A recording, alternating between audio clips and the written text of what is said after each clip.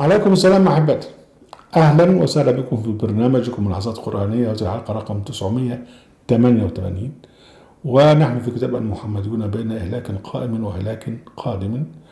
ونحن يعني وضحنا تدبرنا في موضوع قواعد الإهلاك التي أخبر بها رب العزة جل وعلا، ونحن نستشهد بما جاء في كتب التاريخ عن وقوع هذه القواعد، وأسبابها هي الظلم، والاستبداد هو أساس الظلم أيضا. وكذلك جعلنا في كل قرية أكابر مجرميها ليمكروا فيها وما يمكرون إلا بأنفسهم وما يشعرون. والله سبحانه وتعالى يسلط الظالمين بعضهم على بعض، ويعني يلبسهم شيعا ويذيق بعضهم بأس بعض. والله سبحانه وتعالى ينزل عليهم العذاب من فوقهم ومن تحت أرجلهم، يعني غلاء ومجاعة ووباء وتنازع وفتن وسفك للدماء، وهم مع ذلك يقدسون غير الله جل وعلا. ونحن هنا نستعرض كتاب يعني ما حدث سنة 841 من في تاريخ المقريزي السلوك، وهذه الحلقة الأخيرة في هذا الموضوع، وفيها طبعا هنتعرض لموت الأشرف برسباي. وكان في هذا الوقت، يعني في العصر المملوكي وما قبله وما بعده، كانت ما يسمى بالشريعة الإسلامية مطبقة. فالناس في ظل ما يسمى بتطبيق الشريعة كانوا عايشين في هذا الوقت، وشوفوا كل المصائب دي بتحدث تحت مسمى تطبيق الشريعة. وواحد زي ابن حجر العسقلاني كان قاضي القضاة الشافعية، وكان يعني يقبل الأرض بين يدي السلطان الأشرف برسباي، هذا الإنسان الفظيع. المهم نرجع للمقريزي، ودي الحلقة الأخيرة، الحلقة رقم 11. وفي شهر ذي الحجة الذي شهد موت السلطان الأشرف برسباي، يقول شهر ذي الحجة أهل بيوم الاثنين، ولك والناس بديار مصر من قلة الخدم في عناء وجهل. طبعا لأن طبعا الرقيق أو العبيد ماتوا معظمهم، فالناس بتخدم نفسها بنفسها. فإنه مات بالقاهرة ومصر وبينهما في مدة شهر رمضان وشهر ذو القعدة زاد على 100 ألف إنسان. يعني ده في القاهرة ومصر اللي هي المعروف الآن القاهرة الكبرى، يعني مات 100 ألف إنسان، معظمهم الأطفال، وأكثر الأطفال البنات. وللأطفال في كثرة من مات الرقيق، وأكثر من مات من الرقيق الإماء، بحيث كادت الدور أن تخلو من الأطفال والإماء والعبيد، وكذلك جميع بلاد الشام بأسرها. وأما السلطان اللي هو أشرف برسباي فحدث له مع سقوط شهوة الغذاء مدة أشهر وانحطاط قواه، حدثت له مليخوليا، يعني ابتدى مخه يلعب، فكثر هذيانه وتخلصه، ابتدى مخه يبقى بطاطس. ولولا أن الله تعالى أضعف قوته لما كان لأفسد شيئا كثيرا بيده. يعني لو هو كان في عقله شوية كان هيفسد أكتر، لكن هو كان بقى ابتدى مخه يبقى بدنجان، فمش بقى داري، فغفل عن أنه يعمل كثير من المظالم التي تعود عليها. وبعدين بقى العساكر بقى اللي هم اللي معاهم القوة، بيقول لك صاروا في الجملة قسمين. قسم، شوف خلي بالك، السلطان بيعمل له مماليك، بيشتريهم ويربيهم وبيعملهم اللي هم المماليك السلطانية. المماليك الكبار برضه بيشتروا، وكل واحد يعمل له عصبة تبعه. فالجيش كان في جزء اللي هو الجيش دول اللي هو الأمراء والمماليك بتوعهم، وبعدين السلطان كان له المماليك السلطانية اللي هم عايشين في القلعة معاه أو في أبراج القلعة اللي هو المماليك البرجية يعني. لما السلطان يقترب من الموت بقى يبتدي بقى يتنمر كبار القادة المماليك، وكل واحد منهم معاه مماليك تانيين. وخلي بالك ان بيحدث في بعض الاوقات ان يكون المماليك الفلانيين دول القائد بتاعهم مات زمان لكن يحملون اسمه، فبرضه يكون لهم تبع. اهم شيء ان الجيش كان بينقسم الى احزاب، والاحزاب دي كلها بقى الشاطر فيهم هو الذي يعني يكون مؤهلا لان يسيطر على الملك او السلطان اللي جاي، اللي هو كان بيبقى لسه صغير وجاي وبتاع. السلطان الصغير ده لو عرف يتخلص منهم يبقى كويس قوي. وفي الحالة ديت بقى بيروح ينقلب على الذين ساعدوه ويكون له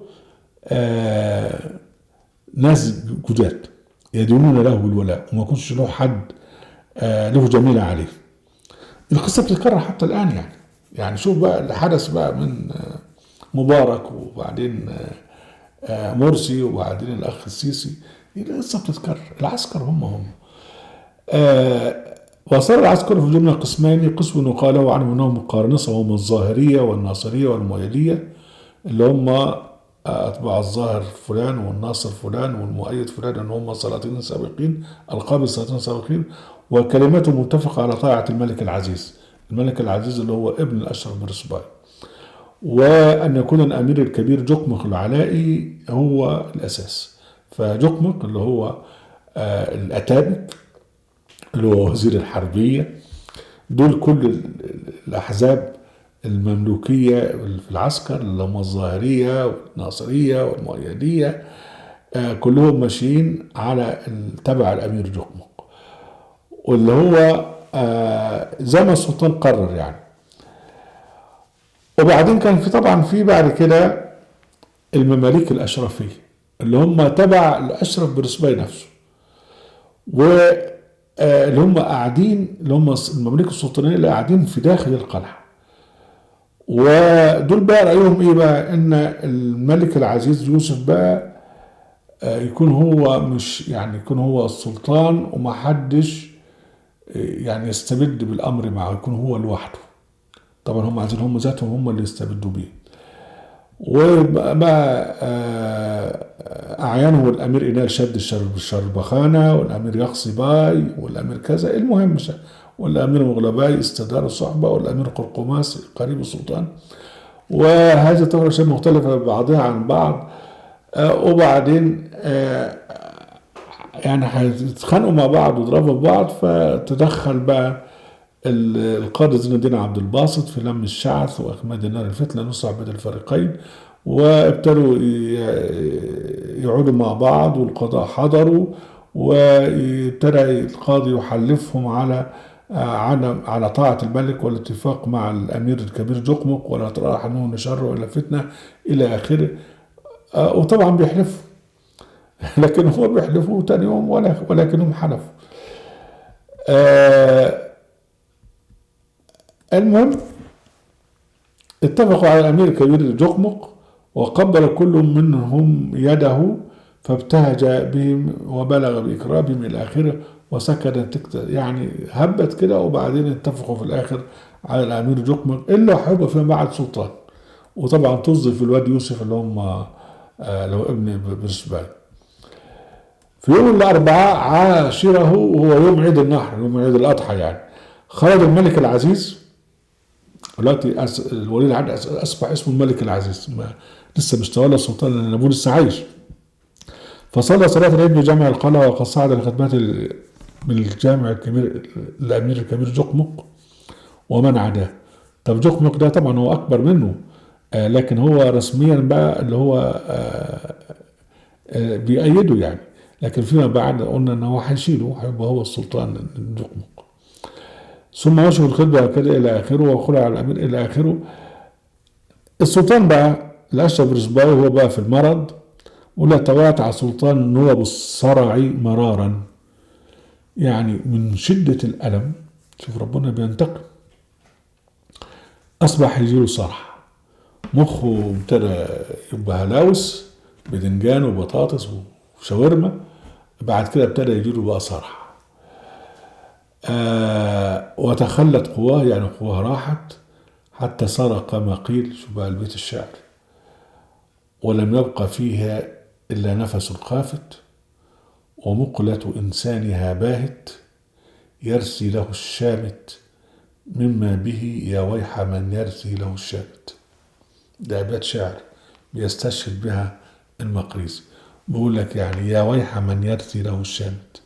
الشامت اللي هو بيفرح في مصيبة واحد، فلما يجي وقت الشامت ده يصعب عليه الواحد، ومعنى كده ان صاحبنا ده في مصيبة كبيرة قوي. وبعدين مات الأشرف برزباي عصر يوم السبت 13 ذو الحجة، وقد أناف على 60. وبعدين بيتكلم بقى عن نشأته عشان تعرف الراجل ده ازاي يعني. يقول لك كان أبوه من أوضع أهل بلاده قدرا. ده طبعا جاي من إيه؟ من أواسط آسيا يعني. وأبوه فقير وأشدهم فقرا، فأسلم ابنه هذا لحداد اللي هو الواد برسباي ده، فكان ينفخ عنده بالكير ثم مات. فتزوجت أمه برجل، فالرجل ده جوز أمه ده باع برسباي هذا وهو صغير إلى رجل يهودي اسمه صادق، فأصبح خدام عند الرجل اليهودي وعبد له، وتلقن أخلاقه. وده كلام المقريزي. كان بيكره رجل. وتطبع بطباعه حتى جلبه إلى دار مصر، جابه مصر وباعه في مصر. فأول من اشتراه الأمير دقماق، ثم بعث في جملة تقدمه لما استقر في نمة ملطية. وبعدين السلطان الظاهر البرقوق جعله من جملة مماليك الطباق، ابتدى يترقى. ثم أخرج له قبل موته خيلا، يعني اداله بقى وظيفة وأصبح عنده خيل، وأنزله من الطباق، يعني أنزله من يعني من المماليك السلطانية وأعتقه. أصبح بقى برم أو اعتق، أصبح بقى من حقه إن هو يشتري المماليك زي التانيين. فلما كانت الأيام الناصرية فرج إن أيام الناصر فرج ابن برقوق خرج، فمن خرج إلى الشام وانتمى إلى الأمير نوروز ثم للأمير شيخ، كانوا الاثنين دول اللي بيتخانقوا مع بعض. فلما قدم الأمير شيخ بعد قتل الناصر إلى مصر كان في من قدم معه فرقه وصار من جملة الأمراء الألوف. الكبار الأمراء المماليك كان في أمير 1000 مقدم 100 أمير، يعني زي رتبة عميد زي رتبة عقيد إلى آخره. وبعدين فده صاحبنا ده أصبح من جملة أمراء الألوف، يعني أمير 1000، يعني أمير ل1000 جندي، ل1000 جندي مملوكي يعني.